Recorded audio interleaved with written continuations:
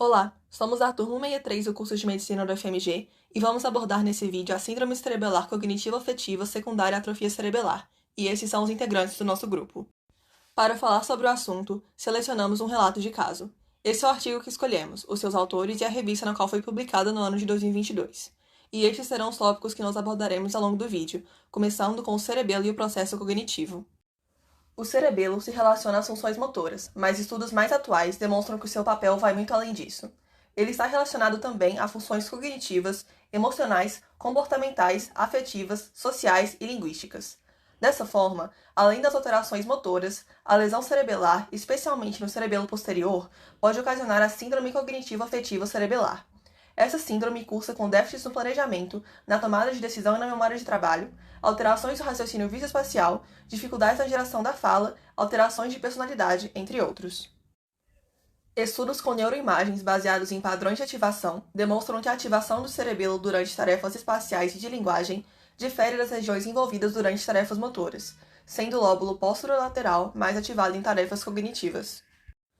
Nessa outra imagem, podemos ver as conexões do cerebelo com regiões corticais cerebrais envolvidas em processos cognitivos, como com as regiões pré-frontal e parietal, destacadas em laranja, com a rede de atenção dorsal, destacada em verde, e com a ventral, na cor violeta. Na imagem à direita, também podemos ver, em azul, as conexões das porções do cerebelo com córtex pré-frontal. Em suma, os achados sugerem que o cerebelo posterolateral contribui para o processamento cognitivo por meio de conexões anatômicas com regiões supratentoriais que suportam a função cognitiva. O cerebelo há muito é considerado fundamental para o funcionamento motor, mas como podemos ver, o conjunto crescente de evidências demonstra que ele também desempenha um papel significativo no processamento cognitivo e afetivo. Apresentaremos agora, portanto, um caso clínico de síndrome cerebelar cognitiva-afetiva secundária à atrofia cerebelar, acompanhado durante o período de 14 anos em um centro geriátrico. A paciente do relato em questão é do sexo feminino, tem 65 anos, brasileira, viúva, do lar e com 8 anos de escolaridade. Aos 45 anos de idade, ela apresentava algumas alterações comportamentais, como isolamento, tristeza, irritabilidade, carência afetiva e fala lentificada, com disprosódio e ressonância do foco nasal. Sintomas esses que coincidiram com dificuldades financeiras após o falecimento do marido. Houve diagnóstico à época de depressão e prescrição de 20 mg de fluoxetina por dia, seguido ao longo de 6 anos de várias mudanças medicamentosas, pois a paciente não apresentou melhora significativa no quadro. Progressivamente, ela apresentou alteração da marcha, instabilidade postural e alguns episódios de quedas. Aos 51 anos de idade, ela se queixava de esquecimento. Na ocasião, foi realizado o mini-exame do estado mental, que apresentou pontuação limítrofe de 24 pontos. A avaliação neuropsicológica demonstrou as seguintes alterações: prejuízo na linguagem, funções executivas e praxias, e desempenho na média inferior em atividades relacionadas à organização perceptual, memória operacional e velocidade de processamento. Ao exame físico, apresentava disdiacocinesia, dismetria e marcha discretamente atáxica. Os exames laboratoriais tiveram resultados normais. A tomografia de crânio demonstrou atrofia cerebelar sem lesões vasculares. Aqui temos duas figuras do mini-exame do estado mental retiradas do prontuário da paciente. Podemos ver na figura A o chamado teste do relógio. Já na figura B temos o desenho do pentágono, demonstrando desorganização visoespacial em avaliação neuropsicológica de 2012. Aos 60 anos de idade, 15 anos após os primeiros sintomas, ela apresentou piora na linguagem, em nomeação e fluência, falhas no raciocínio e episódios de confusão mental. Uma nova avaliação neuropsicológica foi realizada e o resultado apresentou piora clinicamente discreta da paciente, sem alteração em testes que avaliaram a memória episódica de evocação imediata e tardia, bem como sem alteração substancial do tamanho cerebelar. Agora falaremos um pouco mais sobre a síndrome. A síndrome de Schmamann possui como principais características 4 grupos de sintomas: déficits nas funções executivas, como memória de trabalho, planejamento, raciocínio abstrato e outros, prejuízo visoespacial, alterações de personalidade e comportamento e deficiências de linguagem, como anomia e agramatismo. Em relação ao perfil neuropsicológico da doença, apesar de a memória remota episódica e a semântica serem mantidas, outras características corticais são ausentes, levando à afasia, apraxia e agnosia. No status afetivo, além de prejuízos citados anteriormente, manifestam-se tendências obsessivo-compulsivas e pensamento psicótico, sendo secundárias a danos na cognição social.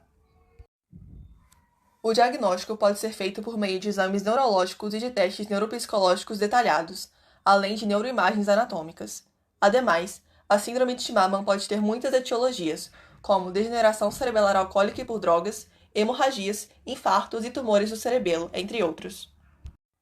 Quanto ao tratamento, ainda não há um específico, mas medidas terapêuticas consistem em intervenção fonoterápica para a conservação da linguagem e para sintomas de mudança de humor. Além disso, embora não haja comprovação científica, treinos de marcha e de equilíbrio também podem ajudar para a diminuição de episódios de quedas. Vamos falar agora sobre a evolução clínica da paciente ao longo dos anos. A paciente foi acompanhada ao longo de 14 anos, desde 2007, quando tinha 51 anos, até 2021, quando completou 65 anos. Nesse caso, foram investigadas causas secundárias, que foram descartadas pelos exames de imagem e pelas manifestações clínicas. Além disso, pelo caso ter sido acompanhado durante muitos anos, foi possível o diagnóstico de síndrome cerebelar cognitiva afetiva, que pode ter diversas causas, como mencionado anteriormente.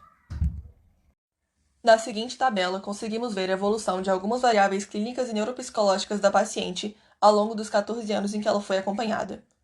O sinal de negativo significa ausente, o positivo representa leve, o duplo positivo significa moderado, o triplo positivo intensa e o sinal de vazio indica que a avaliação não foi realizada.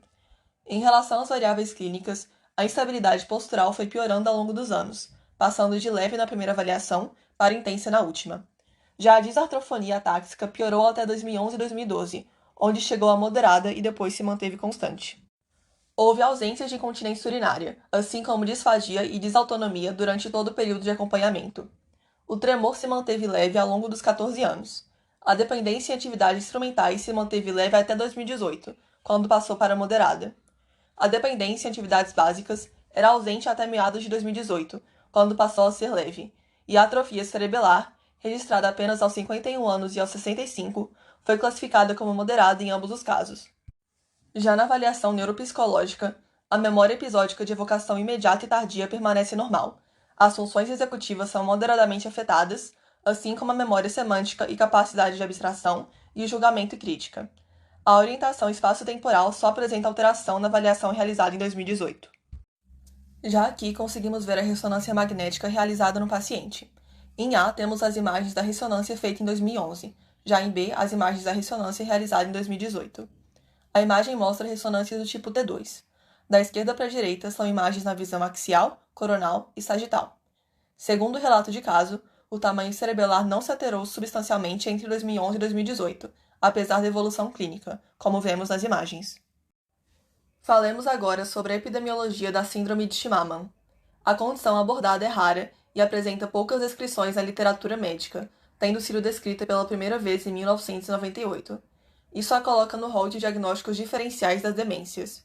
Além disso, essa síndrome também ocorre em crianças, havendo casos de crianças de 3 a 14 anos submetidas à ressecção de tumores cerebelares com déficits comportamentais característicos, como dificuldades com a iniciação de linguagem e influência verbal prejudicada. Numericamente, segundo o DataSUS, foram realizadas no Brasil 22.772 internações para tratamento de doenças neurodegenerativas, de outubro de 2017 a outubro de 2022, o que é um número expressivo. Tais doenças podem apresentar sintomas cognitivos semelhantes aos da síndrome cerebelar cognitiva afetiva. Porém, como dito anteriormente, a SCCA é tida como de diagnóstico diferencial, portanto, de números bem menos significativos e de pouca frequência na população.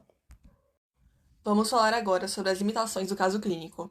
O caso possui algumas limitações inerentes à sua organização, como a limitada generalização dos dados e da possibilidade de estabelecer relação de causa e efeito entre a atrofia cerebelar e as alterações vistas.